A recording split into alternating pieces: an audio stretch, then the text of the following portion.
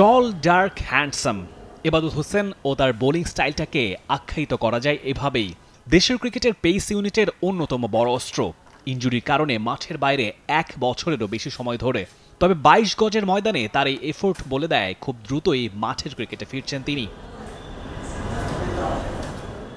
পাকিস্তানের বিপক্ষে test series খেলতে জাতীয় দল এই মুহূর্তে রাওয়ালপিন্ডিতে।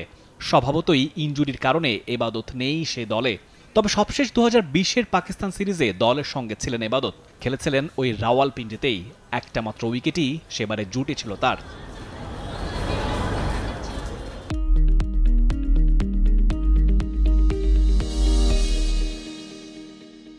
সেই সময়ের পরে অনেকখানি বদলে গেছেন এবাদত।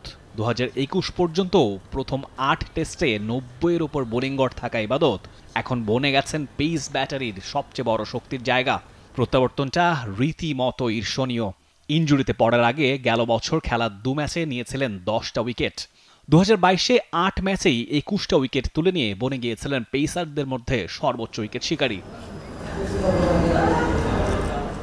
এবাদতের সেই সার্ভিসটা ভালোই মিস করেছে টিম টাইগার্স। টেস্টে দুটি ছড়ালেও লিমিটেড ওভারের ক্রিকেটে ডেবিউটা হয়েছে অনেক পরে, কিন্তু সুযোগ পেয়েই জ্বলে উঠেছেন এবাদত।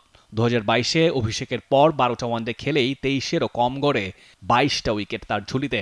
টি-20তেও 4 ম্যাচে 7 উইকেট নিয়ে নিজের জাতটা চিনিয়েছিলেন এবাদত। রূপকথার গল্পকেও যেন হার মানাচ্ছিল এবাদতের এই উত্থান। এর মাঝেই গেল বছর জুলাইয়ে আফগানিস্তানের বিপক্ষে দুঃস্বপ্ন হয়ে এলো এসিএল ইনজুরি। একটা বছর নিজেকে আবারও ফিরিয়ে আনার লড়াই করেছেন এবাদত। পাকিস্তান সিরিজটা ফসকালেও ভারত সিরিজেই ফেরার আশা তার। সে লক্ষ্যে নিজের 16 আনাই যে উজাড় করে দিচ্ছেন তিনি, সেটা দেখা গেছে স্পষ্টই। Rifat Tanvir Rafi, T Sports.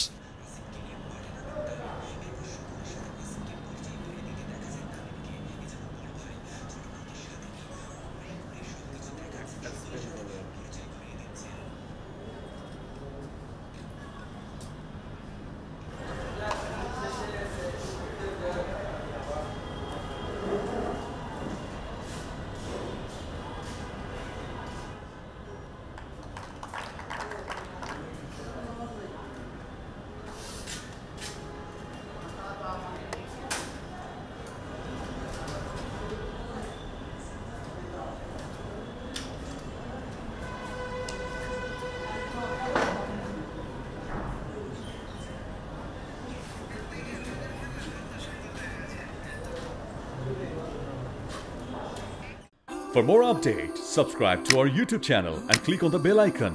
Follow us on Facebook and Instagram. Download T-Sports app to enjoy exciting games and highlights. Visit tsports.com.